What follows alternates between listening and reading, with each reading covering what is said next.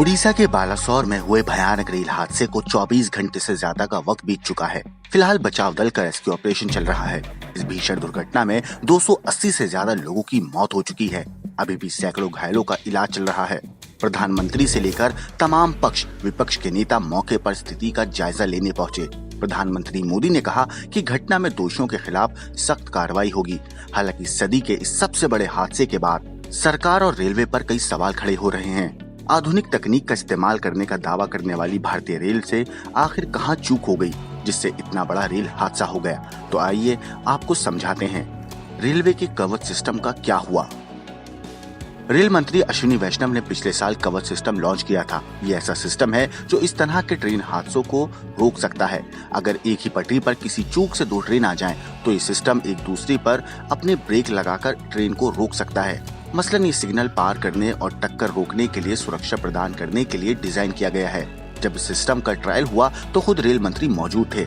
ऐसे में बालासोर हादसे के बाद कवच को लेकर सवाल उठना लाजमी है। हालांकि बताया जा रहा है कि जिस रूट पर यह हादसा हुआ वहां अभी तक कवच सिस्टम का इस्तेमाल नहीं किया गया था। स्टेशन के पास इतनी स्पीड से क्यों चल रही थी ट्रेन? बालासोर रेल हादसा बहानगा बाजार स्टेशन के पास हुआ। जब भी कोई ट्रेन स्टेशन के पास से गुजरती है तो आमतौर पर उसकी स्पीड कम हो जाती है, लेकिन स्टेशन के करीब भी कोरोमंडल बहुत तेजी से चल रही थी।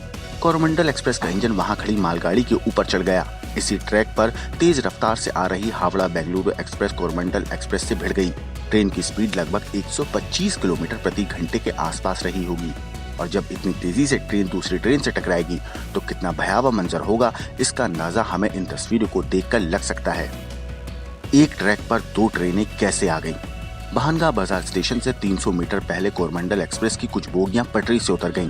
ट्रेन का इंजन आउटर लाइन पर खड़ी मालगाड़ी पर चढ़ गया। इसी दौरान ट्रैक पर अचानक हावड़ा बेंगलुरु एक्सप्रेस आ गई और उसने तेजी से कोरोमंडल एक्सप्रेस को टक्कर मार दी। अब सवाल उठ रहा है कि एक रेलवे ट्रैक पर दो ट्रेनें कैसे आ गईं? रेलवे की जानकारी के अनुसार इसके पीछे दो वजह हो सकती हैं।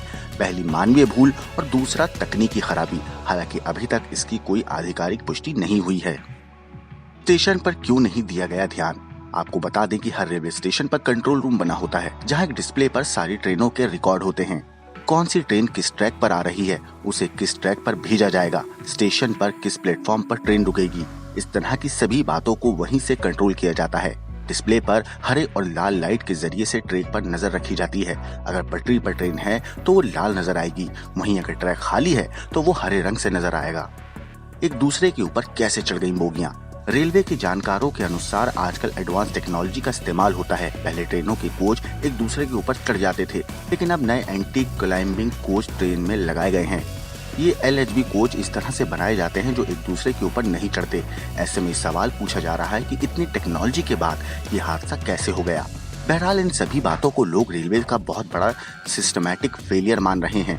अब आप इस बारे में क्या सोचते हैं, हमें कमेंट सेक्शन में जरूर बताएं।